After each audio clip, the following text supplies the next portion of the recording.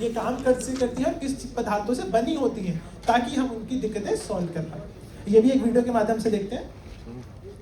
Video से पहले मैं एक सवाल पूछना चाहूँगा, किन किन के घरों में जो महिलाएं हैं जो थोड़ी एजिड है, 40s के ऊपर जिनकी उम्र हो गई है, वो ऐसे जब सोफे से उठती है तो घुटने पे हाथ रख लेती हैं कि उठने में दिक्कत हो रही है, सपोर्ट के लिए। लगभग सब।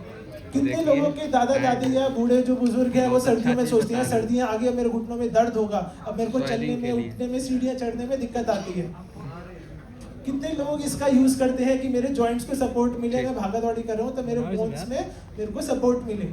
कितनों के बुजुर्ग ये लाठी का यूज करते हैं ताकि उन्हें चलने में कहीं ना कहीं जो दिक्कतें हैं कि एक सहारे की जरूरत है, वो बिना सहारे के आगे नहीं बढ़ पाते, चल नहीं पाते।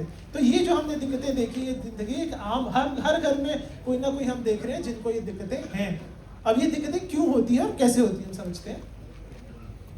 पहला इसका रीजन है एजिंग पॉपुलेशन। आप सबने कहीं ना कहीं सुना होगा, इंडिया की जो एक एवरेज उम्र है वो 36 साल थी। मतलब जो इंडिया में ज़्यादातर लोग हैं वो एक यंग उम्र के हैं, तब की एवरेज 36 हो गई।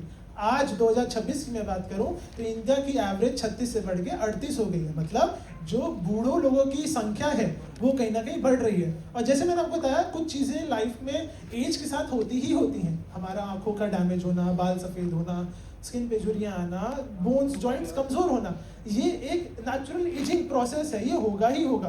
पर आजकल जो लाइफस्टाइल है, आजकल जो खाने पीने के पदार्थ हैं, जो सब्जियां हैं, जितने न्यूट्रिएंट्स हैं, वो उतने नहीं मिल पा रहे, ताकि वो जो प्रोग्रेस कहीं ना कहीं 60 साल 70 साल में जो इंसान को, मनुष्य को दिक्कत होनी चाहिए थी, वो दिक्कत आजकल जल्दी हो रही है। सेकेंड रीज़न क्या है? ओबिसिटी। आजकल जो ओबिसिटी का इशू है, वजन बढ़ना, वो इतना ज़्यादा हो गया, ज़्यादा पॉपुलेशन में आ गया। उससे क्या होता है, मेरे जॉइंट्स पे, जो मेरे घुटने हैं, उन पे कहीं ना कहीं स्ट्रेस ज़्यादा लगता है, लोड ज़्यादा पड़ता है, जिसकी वजह से वो जल्दी कमज़ोर हो जाते हैं। थर्ड इसमें है न्यूट्रिशन।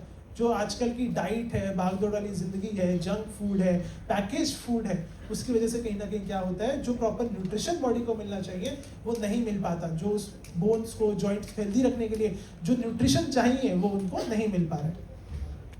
अब हम समझते हैं काम कैसे करता है। ये देखिए, एक ह्यूमन बॉडी है, इसमें काफ़ी जॉइंट्स हैं, इसमें एल्बो है, शोल्डर है, नीज है। तो हम स्पेसिफिकली घुटने के जॉइंट से समझना स्टार्ट करेंगे कि एक जॉइंट काम कैसे करता है। ठीक है,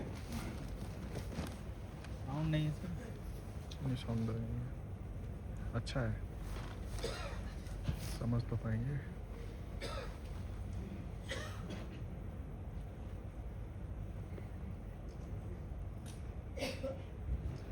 ये देखिए, ये है हमारा एक नी का जॉइंट। इसमें आप देख रहे हैं, ये मेरी ऊपर जो मेरे हिप से बोन आ रही है, ये वाली बोन, और ये है मेरे नीचे वाली बोन। इसमें यहाँ पे एक और बोन होती है जिसे हम पटेला कहते हैं, जो आगे की कटोरी होती है, इसको हम पटेला कहते हैं। अब ये जो पिंक पिंक आप देख रहे हैं, ये है हमारी हड्डी। इस पिंक पिंक के बीच में आपको ये वाइट वाइट दिख रहा होगा। ये वाइट वाइट क्या होता है? ये वाइट वाइट होता है कार्टिलेज। कार्टिलेज क्या होता है? एक कुशन, एक स्पॉन्ज की तरह होता है, जो मेरे जॉइंट, जब मैं चलता हूँ, जो मेरी मूवमेंट है, या मैं जंप करता हूँ या मैं भागता हूँ, तो एक तो उसकी तरह स्प्रिंग की तरह काम करता है, ताकि कुशन मिले, सपोर्ट मिले। सेकेंड, जो मेरी मूवमेंट है पैर की, वो स्मूथ हो, आसानी हो, फ्रिक्शन लेस हो, उसमें कहीं अड़चन ना आए, उसकी तरह ये कार्टिलेज काम करता है।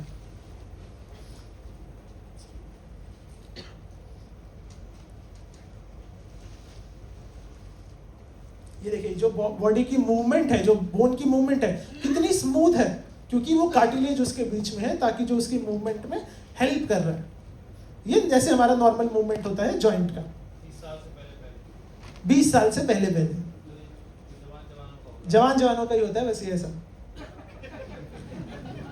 नहीं, सही में, अभी मैं आपको समझाऊंगा कैसे ये दिक्कतें बढ़ती हैं।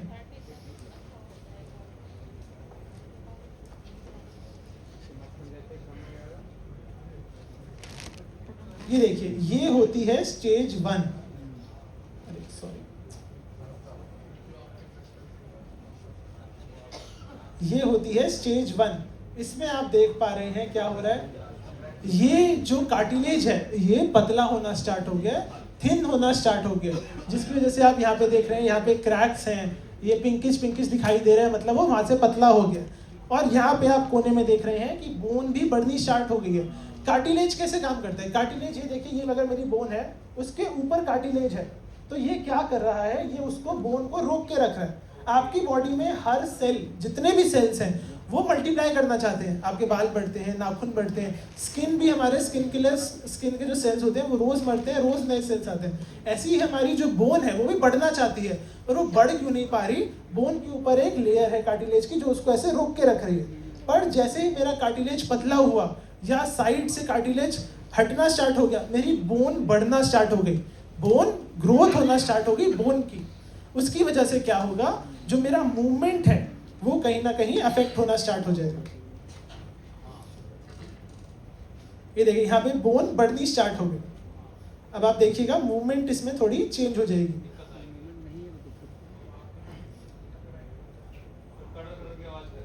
हमने देखा होगा, बिल्कुल माधव जी ने जैसे कहा, कई बार कटकट की आवाज आती है, कौन सा हम चलते हैं या एकदम से खड़े होते हैं, कटकट की आवाज आती है। वो कटकट की आवाज क्या है? हड्डी और हड्डी आपस में टकरा रही है। मूवमेंट अगर एकदम स्मूथ है, कार्टिलेज अच्छा है, तो कोई आवाज नहीं आएगी। पर कभी भी आपको कटकट की आवाज है, मतलब हड्डी बढ़नी स्टार्ट हो गई है और दूसरी हड्डी से टच हो रही है, टकरा रही है। ध्यान से सुनो, फिर सवाल आएंगे नहीं, सब समझा रहे हैं। जी सर। हाँ, बाद में पूछते हैं, अब ध्यान से सुनो। ये होता है स्टेज 2। मैं वापस पीछे जाता हूँ, ये देखिए, ये थोड़ा और पीछे जाता हूँ। जो लोग चिच कर रहे हैं, ये आपका शरीर है, अंदर से शरीर ऐसे ही दिखता है। ये होता है स्टेज 2। स्टेज 2 में देखिए कितना ज्यादा पतला हो गया है, साइड से कम हो गया है और हड्डियां कितनी ज्यादा बढ़नी स्टार्ट हो गई हैं। इस स्टेज में क्या होगा, मूवमेंट में दर्द होना स्टार्ट हो जाएगा। अब दर्द क्यों होगा? दर्द इसलिए होगा कि जो फ्रिक्शनलेस मूवमेंट थी, हड्डी और हड्डी आपस में टकराएगी तो दर्द होगा। क्यों दर्द होगा? क्योंकि आसपास की जो मसल हैं, ब्लड वेसल्स हैं, वो डैमेज होना स्टार्ट हो जाएंगे। आप इसको ऐसे समझिए, मैं आपको बताता हूँ। ये अगर मेरा जॉइंट है, इसके आसपास ब्लड वेसल्स हैं, मसल्स हैं, जगह तो उतनी है। अगर मेरा बोन बढ़ना स्टार्ट हो गया तो मसल को दबाएगा, ब्लड वेसल को दबाएगा, वो दबेंगी, उन पे प्रेशर आएगा तो फिर दर्द आएगा। ब्लड वेसल लीक होगी तो सूजन आती है। कई लोगों ने देखा होगा घुटने के आसपास सूजन फूल जाता है, गीला गीला सा होता है और सूज जाता है। क्यों? इंटरनल ब्लीडिंग हो जाती है। इंटरनल ब्लीडिंग मतलब जो ब्लड वेसल्स मेरे जॉइंट के आसपास थी उनमें लीकेज आ गई, टीयर हो गई, तो सूजन आ गई, अंदर ब्लड फॉर्म हो गया, ब्लड लीकेज हो गई। तो इस स्टेज में क्या होता है, मूवमेंट और भी ज्यादा दिक्कत हो जाती है। आप यहाँ देखिए कितना ज्यादा पतला हो गया है, कितना ज्यादा bone to bone touching start हो गई है। और हड्डी से भी साइड में नहीं बढ़ती, अभी आप आगे देखेंगे यहाँ से भी हड्डी बढ़ना स्टार्ट हो जाएगी। तो ये वाली ऊपर नीचे बोन आपस में टच होना स्टार्ट हो जाएंगी, जिससे मूवमेंट में, चलने में और ज्यादा दिक्कत आएगी। आप नीचे देखिए, अभी दिखाएंगे, यहाँ भी देखिए नीचे से भी ये बोन बढ़ना स्टार्ट हो गई है। अब ये नीचे वाली बोन ऊपर वाली बोन से टच होगी, घिसेगी, फ्रिक्शन होगा, उसकी वजह से क्या होगा, दर्द बढ़ेगा, फ्रिक्शन बढ़ेगा, चलने में दिक्कत आएगी। अब मैं आपको स्टेज 3 दिखाता हूँ। ये देखिए बोन स्टेज 2 में कितनी मुश्किल से मूवमेंट हो रही है। आप देख रहे हैं फ्रिक्शन हो रहा है, ऊपर नीचे हो रही है, ठीक से मूवमेंट नहीं हो पा रही। और पहले वाला कितना स्मूथ था। अब स्टेज 3 आप देखेंगे, जिसे हम सीवियर कहते हैं। इस वाली स्टेज होती है तब डॉक्टर पे लोग जाना स्टार्ट कर देते हैं, स्टेज 2 में ही, कि अब दर्द असहन नहीं हो रहा है। स्टेज 3, स्टेज 4 ये होती है जब कार्टिलेज बिल्कुल खत्म हो गया, हड्डी बिल्कुल बढ़ गई, बिल्कुल कुछ कुशन है ही नहीं, कुछ है ही नहीं। इस स्टेज पे अगर ये स्टेज आ गई, इसका एक ही सॉल्यूशन होता है, नी रिप्लेसमेंट सर्जरी। आप सबने सुना होगा, कई फैमिली में होता, जल्दी सोना स्टार्ट हो गया सर। 50 की उम्र में लोग नी रिप्लेसमेंट सर्जरी कराने स्टार्ट हो गए हैं, 40 साल में होने स्टार्ट हो गए हैं। क्यों? क्योंकि उसी, सॉरी वो चला गया फोटो, मैं एक बार दोबारा दिखाता हूँ। हाँ, ये वाला जो स्टेज है, ये आजकल 30-40 की उम्र में आना स्टार्ट हो गया। क्यों? डाइट नहीं हो रही, न्यूट्रिशन नहीं हो रही, ओवरवेट है। जब अगर ये स्थिति आ गई तो इसका कुछ इलाज नहीं है। डॉक्टर आपको काटेगा, पीटेगा, हड्डी काटेगा, नई टाइटेनियम का, गोल्ड का एलॉय लगाकर नया जॉइंट लगा देगा, और वो भी नहीं चलेगा। वो भी 3-4 साल बाद दोबारा सर्जरी होती है। कि लोग डॉक्टर्स में आपने सुना होगा, एक अभी करा लो, एक 4 साल बाद जब इस तरह करेंगे तो ये दोबारा बदल देंगे। वो भी ज़्यादा लंबा नहीं चलता, उसकी लाइफ 3 से 4 साल ही होती है नी रिप्लेसमेंट सर्जरी की। तो आप ये देखिए, मतलब ये दिक्कत कितनी ज़्यादा बढ़ सकती है, सिर्फ किसकी वजह से, कि न्यूट्रिशन बॉडी को पूरा नहीं मिल रहा है, या ओवरवेट है, या लाइफस्टाइल आजकल ऐसा हो गया। और इसमें आप देख पा रहे हैं कि जो बोन की मूवमेंट है वो कितनी ज़्यादा गड़गड़ मतलब फ्रिक्शन वाली है। चलने में दिक्कत आएगी, खड़े होने में दिक्कत आएगी। एक टाइम इसमें और आएगा, मैं आपको बताता हूँ। आपने कुछ लोग देखे होंगे समाज में, अब जब बोन इतना बढ़ना स्टार्ट हो गई है, एक टाइम आएगा ये बोन आपस में फ्यूज हो जाएगी, जुड़ जाएगी। जुड़ गई, मेरा पैर ऐसा का ऐसा ही रहेगा, मैं मोड़ नहीं पाऊंगा। और ये मैं एग्जांपल दे रहा हूँ नी जॉइंट का। ऐसे सारे जॉइंट होते हैं। रीढ़ की हड्डी में एक बीमारी होती है एंकिलाइजिंग स्पॉन्डिलाइटिस। रीढ़ की हड्डी में जो कार्टिलेज होता है वो खत्म हो जाता है। आपने समाज में कुछ लोग देखे होंगे, ज़्यादा फीमेल्स में ही ज़्यादा होता है, ऐसे झुक के अड़ जाती है रीढ़ की हड्डी, सीधी नहीं हो पाती। वो ऐसे ही चलते हैं, ऐसे ही सोते हैं, ऐसे ही सब करते हैं। क्यों? क्योंकि वो रीढ़ की हड्डी की जो हड्डियां हैं वो आपस में जुड़ गई हैं। अब मेरे को एक समय मिले तो मैं आपको दिखाऊं। इसमें नेट कनेक्टेड है सर?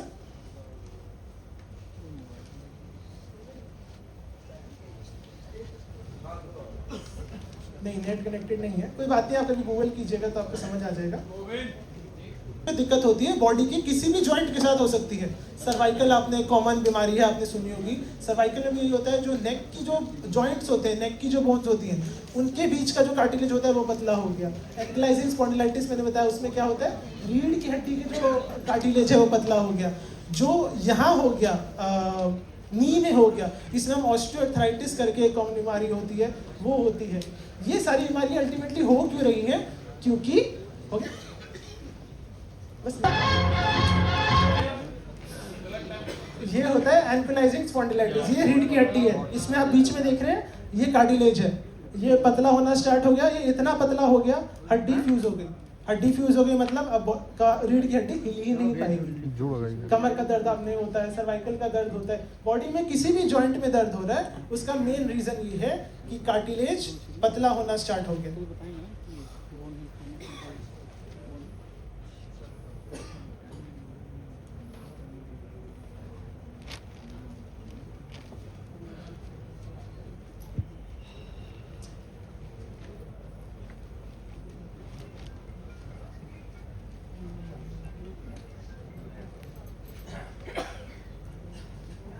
अब हमें समझने के लिए कि ये क्यों हो रहा है और क्या बॉडी में दिक्कतें आ रही है, कार्टिलेज पतला क्यों हो रहा है, ये बॉडी में नेचुरली पतला क्यों हो रहा है कार्टिलेज।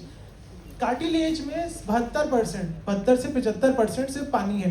कार्टिलेज होता है एक स्पॉन्ज की तरह, जैसे हमारा स्पॉन्ज होता है वो पानी सोख लेता है और कुशन की तरह वाइड होता है, ऐसे हम उसको दबाएंगे वापस अपनी नेचुरल शेप में आ जाएगा। तो उसमें 70% पानी होता है, बाकी जो बचा हुआ 25% होता है उसमें सिर्फ 3 चीजें होती हैं जिससे वो बना होता है। वो 3 चीजें क्या होती हैं? अगर हम उसको कार्टिलेज को माइक्रोस्कोप के नीचे देखेंगे, ये जो लाल लाल आप फाइबर्स देख रहे हैं ये होता है कोलेजन।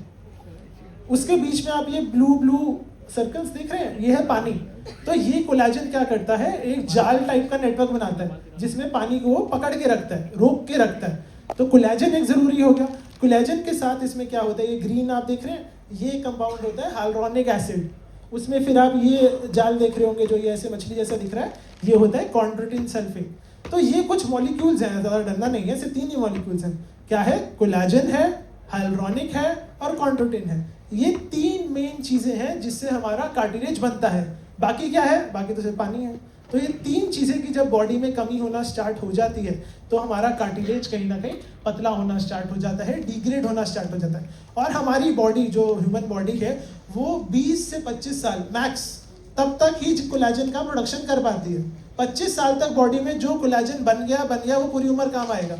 उसके बाद बॉडी में क्षमता नहीं है कि वो कोलेजन को बना पाए, या वो क्षमता बहुत कम होती है क्योंकि न्यूट्रिशन में नहीं है, जिसकी वजह से 2 दिक्कतें होती हैं।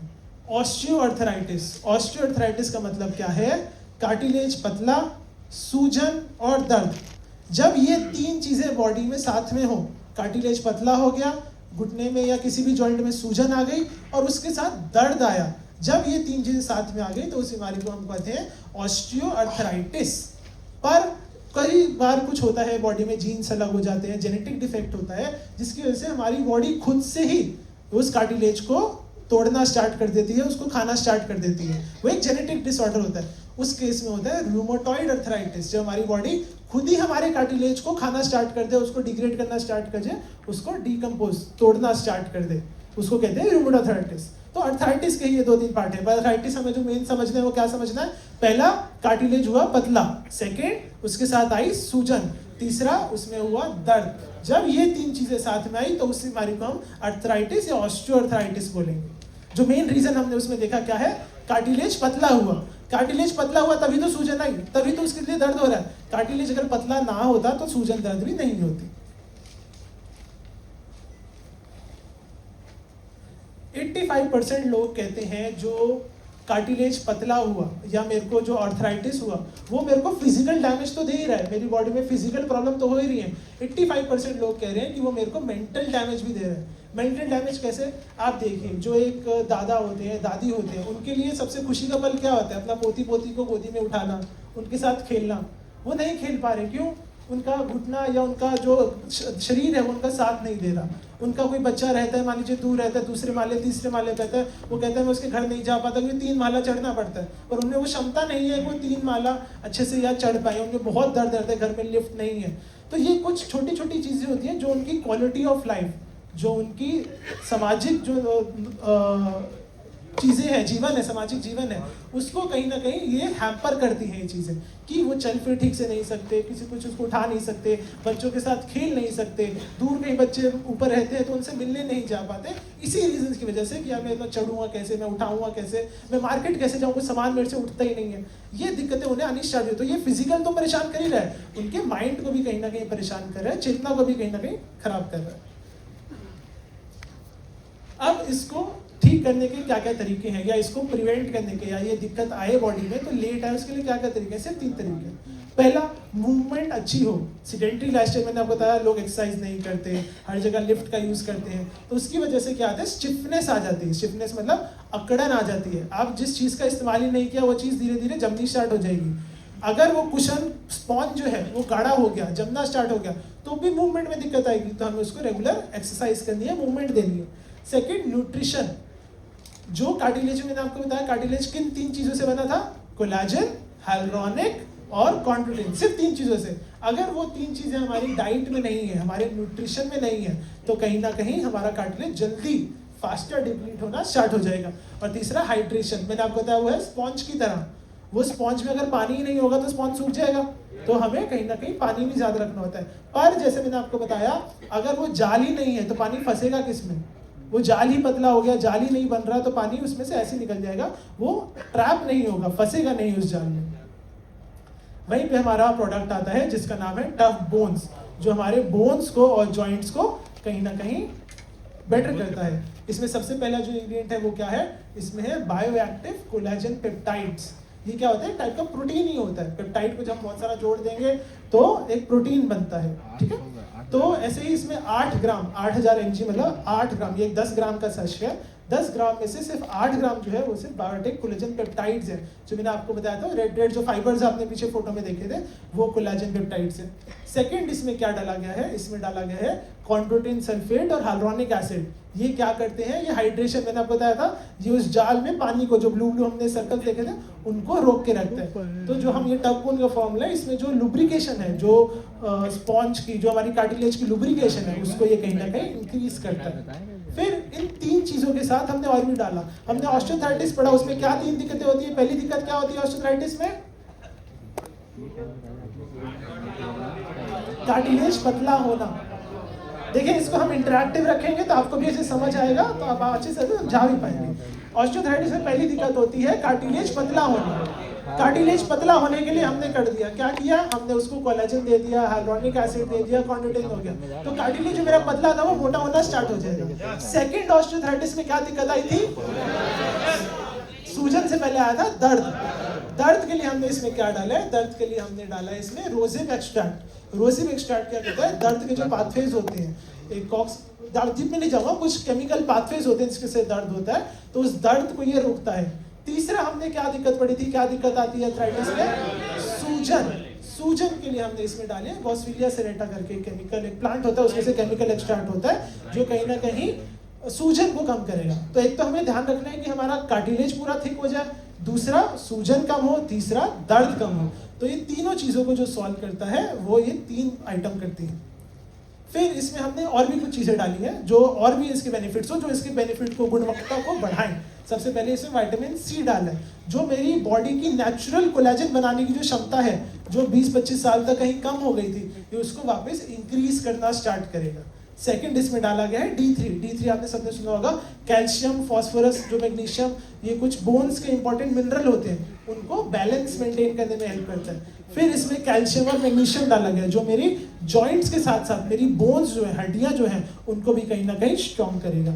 और पोटेशियम डाला गया। पोटेशियम क्या करेगा, जो मेटाबॉलिक लोड है, मान लीजिए जो विटामिन D3 का काम है बैलेंस मेंटेन करेगा, पर बैलेंस को वो तब मेंटेन करेगा ना जब वो उतना पदार्थ बॉडी में हो।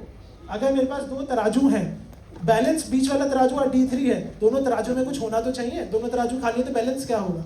तो जो हमारा वो तराजू के जो सामान है वो डाला गया है कैल्शियम, मैग्नीशियम और पोटेशियम।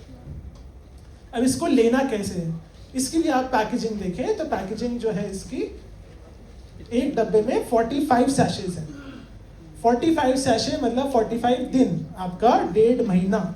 इसकी जो डोज है वो है एक सैशे डेली। 45 सैशेज मतलब 45 डेज, ये इसकी एडिक्वेट डोज है। इससे कम नहीं लेना, इससे ज़्यादा नहीं लेना। एक सैशे आपको रोज लेना है, 200 ml पानी में अच्छे से मिक्स करके एकदम से ले लेना है। इसको ऐसे नहीं करना कि मैंने बना के रख दिया, जार में पड़ा है, मैं आधे घंटे बाद 1 घंटे बाद ले लूँगा। तभी मिक्स करके तभी के तभी इसको पी जाना है और पूरा सैशे पीना है। आधा खोल के सैशे रख दिया कि मैं चलो इसको 2 दिन बाद 3 दिन बाद फिर पीऊँगा। रेगुलर लेना है और रोज एक सैशे लेना है। ग्लो नरिश के साथ में मतलब इसको क्या टेस्ट कैसा रहेगा? सॉरी सर, ग्लो नरिश वाला ग्लो स्किन एक डिफरेंट प्रोडक्ट है, वो भी कोलेजन है, उस पर हम थोड़ा ब्रीफली बात करेंगे। पर अगर आप ग्लो स्किन भी ले रहे हैं और टफ बोन भी ले रहे हैं तो मैं आपको एक बार रिकमेंड करूँगा कहीं ना कहीं उसमें गैप रखिएगा। आधा घंटा दोनों नाइट में लेना है, दोनों कोलेजन है। कोलेजन का बेस्ट जो बॉडी में एब्जॉर्प्शन होता है या वो जो काम करता है वो नाइट में करता है। तो इसको अगर आप लें तो इसका जो बेस्ट डोसेज रहता है वो रहता है रात में डिनर के बाद। मैडम ले रही है हमारे दोनों को जी, उन्होंने मॉर्निंग में लिया, कोई प्रॉब्लम नहीं है, स्किन ग्लो वाला जो है वो बढ़िया काम करता है जी। फिर उसको हड्डी वाला ये भी ले लिया, हाँ जी, इसको उन्होंने आफ्टरनून में लिया, हाँ जी, उनको प्रॉब्लम महसूस की, फिर उन्होंने वो ChatGPT से जी। पूछा, तो उन्होंने बोला ये ज़्यादा डोज हो रही है, ग्राम को कैलकुलेट करके उन्होंने इनको हटा दो, और उन्होंने टफ बोन बंद कर दिया। जी, तो क्या ऐसा है दोनों की मिला के डोज ज़्यादा हो रही है? दोनों कोलेजन है पर डिफरेंट टाइप के कोलेजन है। मैं आपको बताना चाहूँगा दोनों ही प्रोटीन है। बॉडी में कई बार क्या होता है, अगर हमारी ऑलरेडी प्रोटीन रिच डाइट है तो हमें कहीं ना कहीं डाइट को थोड़ा गैप रखना है या डाइट कम करनी है। मान लीजिए मैं एकदम खाने के बाद खा रहा हूँ तो हो सकता है, मैंने इसको ऐसे समझे, मैंने खाना खाया फिर प्रोटीन शेक पी लिया तो हो सकता है मेरे को भारी भारी लगे, तो मैं क्या करूँ उसके लिए। गले में कुछ अटका हुआ है यहाँ पे, वो तो इसका से कुछ नहीं, एकदम स्मूथ है। अगर आप इसको पिए तो एकदम स्मूथ फ्लेवर, दिन भर में ऐसे फील हो रहा है कि मतलब पेट भरा भरा भरा भरा, बिल्कुल, क्योंकि प्रोटीन शेक है ये, कि 10 ग्राम का प्रोटीन का सैशे है तो आपको प्रोटीन कहीं ना कहीं हैवीपन लाएगा, आपका पेट भरा भरा लगेगा। इसीलिए आपको कहीं ना या तो गैप रखना है, या अगर आप एकदम डाइट के बाद ले रहे हैं तो आपको कहीं ना कहीं डाइट आपको थोड़ी कम कर, मैं 3 रोटी खाता हूँ तो मैं 2 रोटी खाऊंगा, तो कहीं ना कहीं डाइट कम करनी है। आप ये समझिए कि मैं एक प्रोटीन शेक खाने के बाद ले रहा हूँ तो आप रोटी नॉर्मल डे टू डे जब आप 2 रोटी खाते हैं उसका प्रोटीन शेक लेंगे तो भारी भारी सर लगेगा ही लगेगा, थोड़ा हैवीपन आएगा ही आएगा। तो आप इसको या तो गैप रखिए, आधा पौना घंटे का खाने के बाद गैप रखिए, या फिर कहीं ना कहीं आप ट्राई कीजिए कि डाइट में अगर 3 रोटी है 4 रोटी है उसको 1 रोटी कहीं ना कहीं मैं कम कर दूँ, ठीक है। और जैसे मैंने आपको बताया ये प्रोटीन है, तो कुछ लोगों में क्या हो सकता है, मान लीजिए जो वेजिटेरियन डाइट होती है, जो लोग सिर्फ शाकाहारी खाना खाते हैं, उनमें क्या होता है, बॉडी की जो क्षमता होती है इसको डाइजेस्ट करने की, वो कहीं ना कहीं उतनी एकदम से नहीं आती। प्रोटीन एकदम से इतना सारा प्रोटीन बॉडी में आएगा, पेट को आदत ही नहीं है उतना प्रोटीन डाइजेस्ट करने की, तो हो सकता है कुछ दिन स्टार्टिंग के 3-4 दिन उनको लगे फूला फूला लग रहा है या ज़्यादा भारी भारी लग रहा है, तो आप इसको रेगुलर लेना स्टार्ट कीजिए। जब आप इसको हफ्ता तक ले लेंगे तो बॉडी को कहीं ना कहीं आदत हो जाएगी प्रोटीन डाइजेस्ट करने की। जो लोग नॉनवेज खाते हैं उनको कोई दिक्कत नहीं आएगी क्योंकि उनको उतना प्रोटीन खाने की आदत है, पर वेजिटेरियन डाइट में क्या होता है, प्रोटीन खाने की बॉडी को आदत नहीं होती, इसलिए वो डाइजेशन में कहीं ना कहीं थोड़ा टाइम लेती है बॉडी एडजस्ट करने के लिए, ठीक है। तो जैसे ही आप इसको रेगुलर लेना, इसको आप जब 4 हफ्ते इसको लगातार लेंगे तो आप देखेंगे मेरी जॉइंट की कहीं ना कहीं जो फ्लेक्सिबिलिटी है, जो मूवमेंट है, जो मेरे को हल्का सीढ़ी चढ़ने में दर्द होता था वो कहीं ना कहीं कम होगा। 8 हफ्ते जब इसको आप लगातार ले लेंगे आपको कहीं ना कहीं फील होगा, जो सीढ़ी चढ़ने में लोग रुकते थे कि मैं सीढ़ी नहीं चढ़ी जा रही है, मैं सीढ़ी नहीं चढ़ूँगा, मैं लिफ्ट का इस्तेमाल करूँगा, उसमें आप देखेंगे कहीं ना कहीं आराम है। और जब इसको 12 हफ्ते लगातार ले लें तो आप देखेंगे कि जो लोग पहले चलने में भी दिक्कत कर रहे थे उसको कहीं ना कहीं नॉर्मल बिना लाठी के चल भी पा रहे हैं, कुछ हल्की से वॉकिंग करते थे वो जॉगिंग भी स्टार्ट कर पाएंगे। देखिए जो इसका डैमेज होता है वो एक दिन का नहीं होता है, कार्टिलेज एक दिन में पतला नहीं होता है, महीनों का सालों का डिप्लीशन होता है। जब तब जाके 50 की उम्र में 60 की उम्र में लोग डॉक्टर पे जाते हैं, सर चलने में दिक्कत है, दर्द होता है, अकड़ रात को सो के एकदम से उठते हैं दर्द होता है, काफ़ी देर बैठे रहे खड़े हो गए तो दर्द होगा, काफ़ी देर खड़े बैठेंगे तो दर्द होगा, अकड़न रहती है, सूजन रहती है, सुबह उठते हैं तो थोड़ा मूवमेंट करना पड़ता है कि ठीक से चल पाएँ। ये सारी जो दिक्कतें होती हैं सालों की दिक्कतें होती हैं। तो कहीं ना कहीं इसको जो असर आने में 10 दिन में आपको फर्क दिखना स्टार्ट हो जाएगा, पर जो प्रॉपर आपको रिलीफ मिलेगी उसके लिए कहीं ना कहीं आपको इसको 1 महीना 1.5 महीना रेगुलर अपने न्यूट्रिशन में ऐड करना पड़ेगा और फिर इसको लाइफ लॉन्ग कंटिन्यू, ताकि जो दोबारा मेरे साथ ये दिक्कत आए ना। और जिनको नहीं है, जो चाहते हैं मेरे साथ ये ना हो, किनको लग रहा है मेरी लाइफस्टाइल ऐसी है, मैं थोड़ा ओबीस हूँ, जो लोग थोड़ा कहते हैं मेरा वजन ज़्यादा है, या किनको लग रहा है कि यार मेरे को आगे दिक्कत नहीं चाहिए, जोड़ों की दिक्कत आनी है, ऐसा कोई नहीं है जिसको ना आए, तो वो दिक्कत ना आए उसके लिए वो इनको रेगुलर डाइट में स्टार्ट करें और रेगुलर लेना इसको स्टार्ट करें। तो यहाँ पे हमारा प्रोडक्ट खत्म होता है टम्बो।